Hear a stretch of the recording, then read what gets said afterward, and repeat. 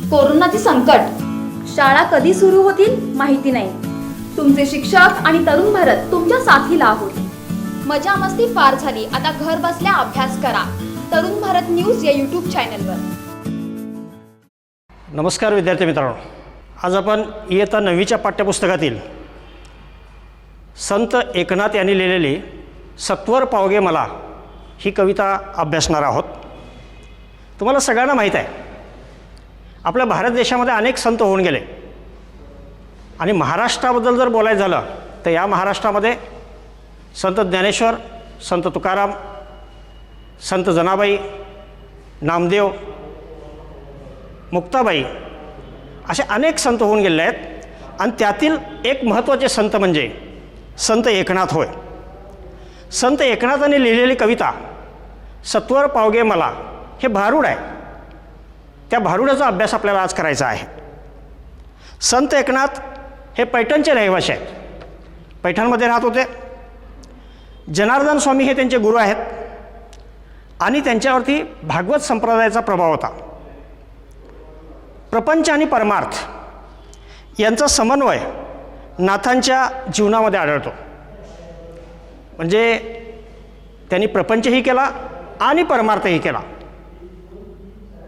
आणि तो प्रपंच आणि परमार्थ यांचा समन्वय नाथांच्या भारूडामध्ये आपल्याला आढळतो.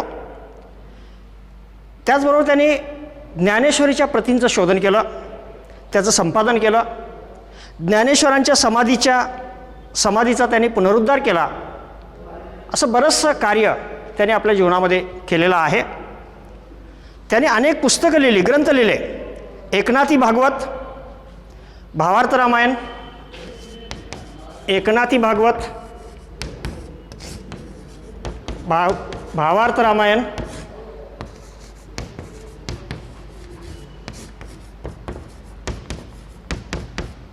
हे त्यांचे महत्त्वाचे ग्रंथ आहेत.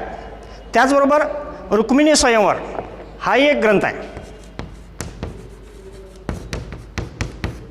रुक्मिणी स्वयंवर असे अनेक ग्रंथ त्यांनी लिहिलेले आपल्याला पाहायला मिळतात.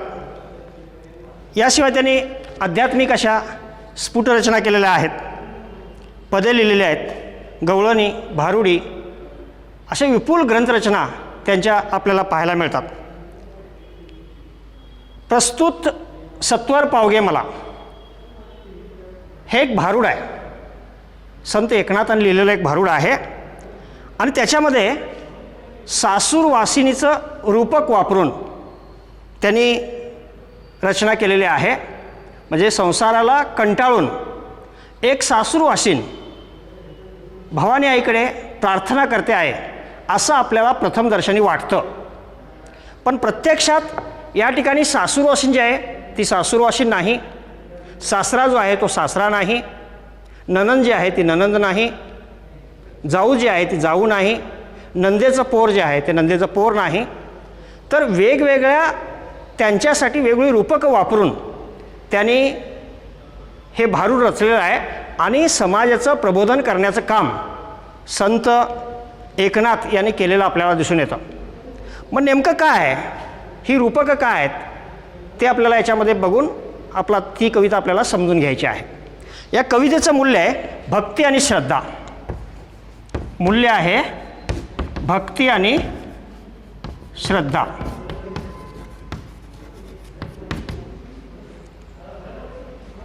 कविता आपल्याला पाहायची आहे.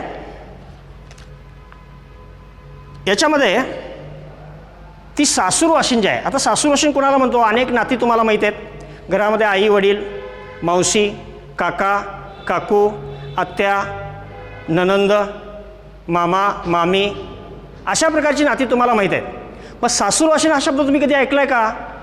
सासूरवासीन याचा अर्थ आहे एक मुलगी लग्न झाल्यानंतर आपलं आईवडिलांचं घर सोडून जेव्हा नवऱ्याच्या घरी जाते त्यावेळा ती सासूरवासीन होते. त्या ठिकाणी ती राहते, कायमची राहते, म्हणून तिला सासूरवासीन म्हणतात. आणि माहेर आणि सासर हे दोन शब्द तुम्ही ऐकलेले असावेत. पहा, माहेर म्हणजे मुलीचं जन्माचं घर आणि सासर म्हणजे नवऱ्याचं घर. जेव्हा ती नवऱ्याच्या घरी जाते तेव्हा ते सासूरवासीन ती होते. आणि अशा प्रकारे ही सासूरवासीन त्या भवानी आईला प्रार्थना करते आहे की माझा जाच, माझा त्रास नष्ट कर. मग नेमकी या ठिकाणी सासूरवाशीन म्हणजे कोण आहे? तर सासूरवाशीन म्हणजे जीव आहे. सासूरवाशीन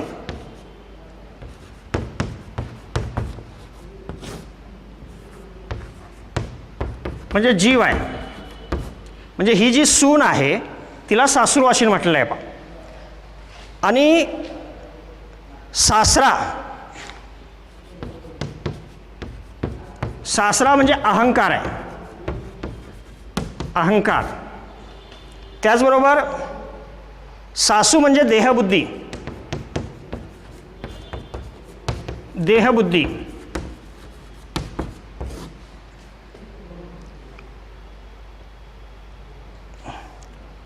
दादला म्हणजे नवरा,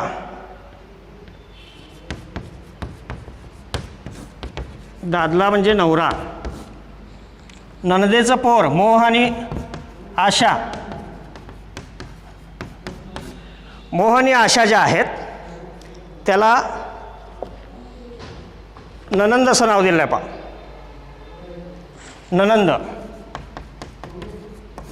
आता एकंदरीत हे सगळे गुण जर बघितलात, हे बऱ्याचशा माणसांच्यामध्ये आपल्याला पाहायला मिळतात. अहंकार दिसतो, ध्येयबुद्धी आपल्याकडे असते, मोह असतो, आशा असते, काम, मद, मोह, मत्सर, हे वेगवेगळे गुण आपल्या अंगामध्ये आलेले असतात. आणि त्यामुळे आपलं भयंकर नुकसान होतं. माणसाकडे अहंकार आला की माणूस वाईट वागायला लागतो. माणसाच्या मनामध्ये वासना निर्माण झाली, माणूस वाईट वागायला लागतो. आणि हे सगळे जे वाईट गुण आहेत ते आपल्या अंगातून जाऊ देत आणि मला स्वतंत्रपणे परमेश्वराचं नामस्मरण करण्याची संधी मिळू देत, अशा प्रकारची विनंती तो एक जीव जो आहे तो जीव परमेश्वराकडे करतो आहे. असं या भारुडामध्ये संत एकनाथांनी आपलं मत मांडलेलं आहे पा. आणि त्याच्यातून समाज प्रबोधन केलेलं आहे. फक्त वास्तू पा मी, सत्वर पावगे मला भवानी आई रोडगा वाहीन तुला. सासरा माझा गावी गेला तिकडेच खपवी त्याला. सासू माझी जाच करीती लवकर निर्दाळी तिला. जाऊ माझी फडफड बोलती, जाऊ माझी फडफड बोलती, बोडकी करगे तिला. नंदेचे पोर किरकिर करते, नंदेचे पोर किरकिर करते, खरूज होऊ दे त्याला. दादला मारून आहुती देईन, दादला मारून आहुती देईन, मोकळी करगे मला. एका जनार्दनी सगळेच जाऊ दे, एकटीच राहू दे मला. नेमकं काय सांगतात पहा, सत्वर पावगे मला भवानी आई रोडगा वाहिनी तुला. हे भवानी आई, तो जीव काय म्हणतो, हे भवानी आई तू मला लवकर पाव.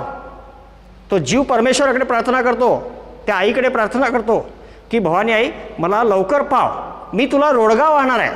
रोडगा म्हणजे काय, तर कणकेचं पीठ, कणकेच्या पिठाचा भाजलेला गोळा, त्याला रोडगा असा शब्द आहे. कणकेच्या पिठाचा भाजलेला गोळा त्याला रोडगा म्हणतात.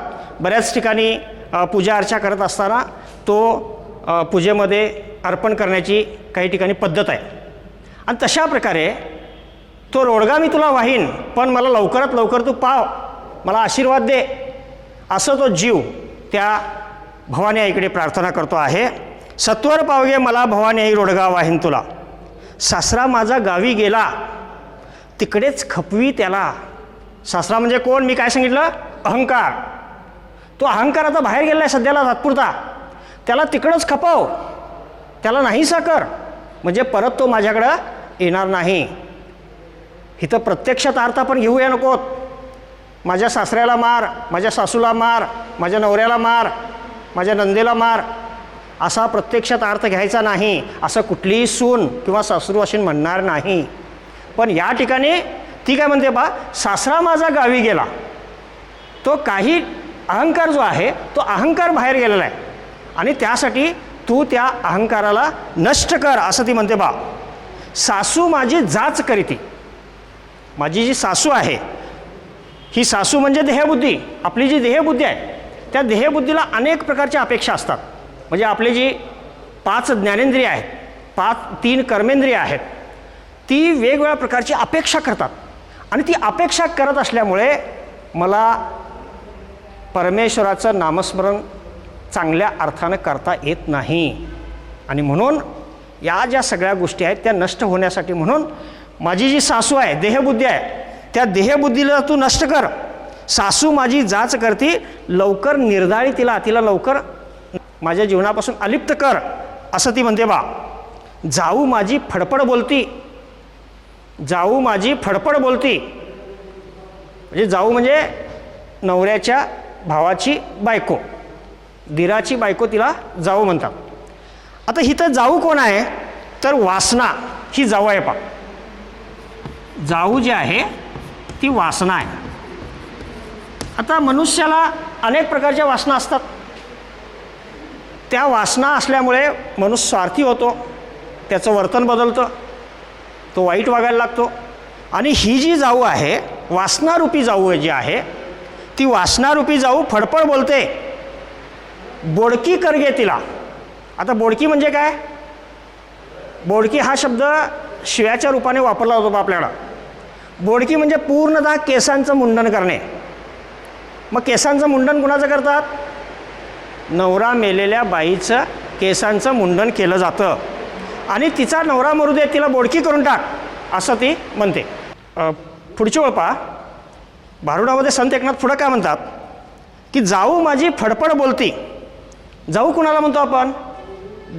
दिराच्या बायकोला जाऊ म्हटलं जातं. आणि ती फडफड बोलते. मग या ठिकाणी जाऊ म्हणजे कोण आहे? जाऊ म्हणजे वासना.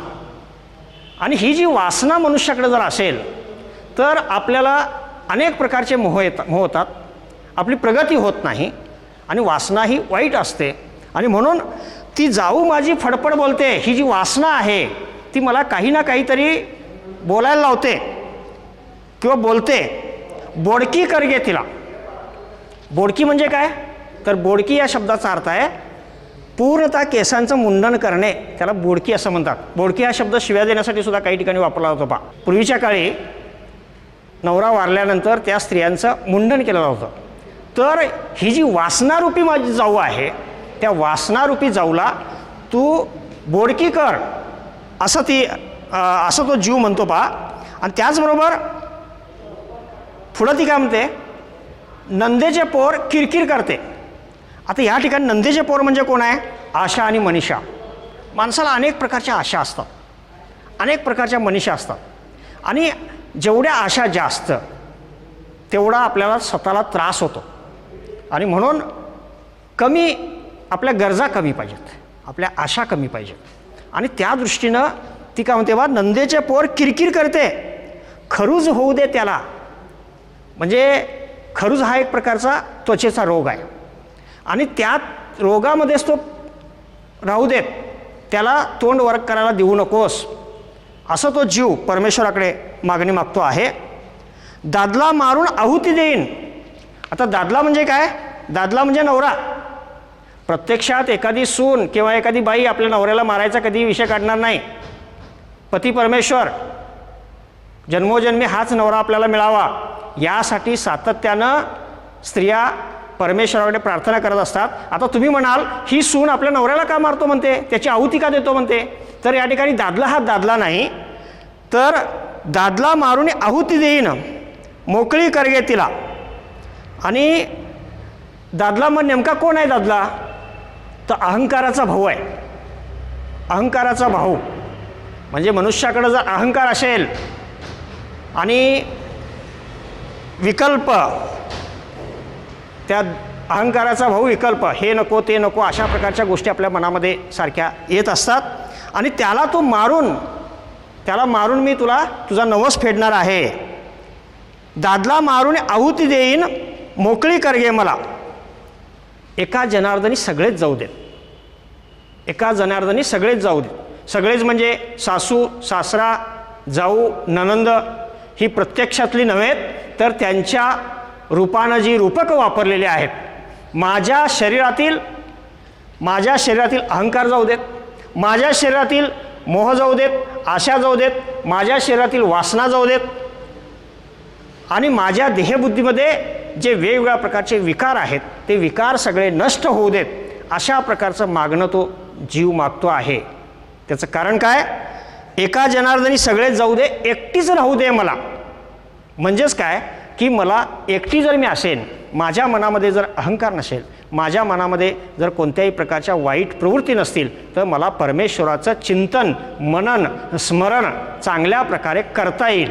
अशा प्रकारे या भारुडातून संत एकनाथांनी समाजाचं प्रबोधन करून त्यांना भक्ती मार्गाला लावण्याचा प्रयत्न या ठिकाणी केलेला आहे.